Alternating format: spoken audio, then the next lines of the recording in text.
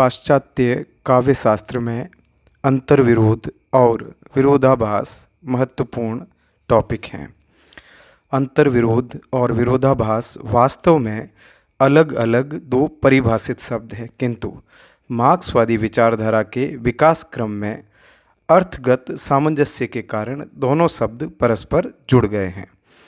अंतर्विरोध अंग्रेजी के कंट्राडिक्शन का हिंदी पर्याय है। मार्क्सवाद ने ही इसे नया अर्थ दिया है और अब इसी अर्थ के लिए यह शब्द रूढ़ सा हो गया है। मार्क्सवादी विचारकों के अनुसार समाज में मुख्य रूप से दो वर्ग रहते हैं जिनके बीच निरंतर संघर्ष होता है जब तक कि तीसरी परिघटना या तीसरा वर्ग जन्म नहीं लेता। नए वर्ग या तीसरे वर्ग के जन्म लेने के बाद समाज में नए अंतर्विरोध जन्म ले लेते हैं और नया संघर्ष आरंभ हो जाता है और इसी तरह समाज का विकास होता है। अंतर्विरोधों में एक मुख्य अंतर्विरोध होता है और शेष गौण अंतर्विरोध होते हैं।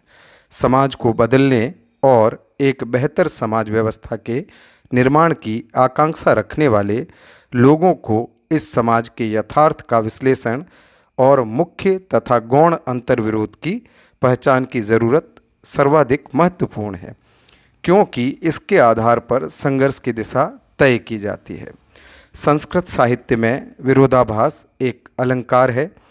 विरोधाभास का अर्थ है विरोध का आभास और अंतर्विरोध की भ्रामक या भ्रांत पहचान। वास्तव में सही अंतर्विरोध की पहचान कठिन है।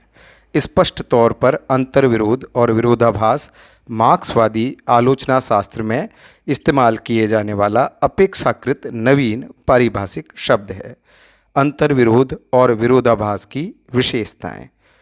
मार्क्सवादी विचारधारा का आधार श्रमिक पूंजीपति संघर्ष के बाद तीसरे वर्ग का जन्म, अंतर्विरोध की पहचान का संकट, मुख्य और गौण अंतर्विरोध, अंतर्विरोध भ्रामक अवधारणा, साहित्य से सामंजस्य या पुष्टि स्पष्ट तौर पर नहीं, समाज के विकास के लिए आवश्यक। इस तरह से अंतर्विरोध और विरोधाभास को हमने एक महत्वपूर्ण टॉपिक के रूप में समझा। धन्यवाद।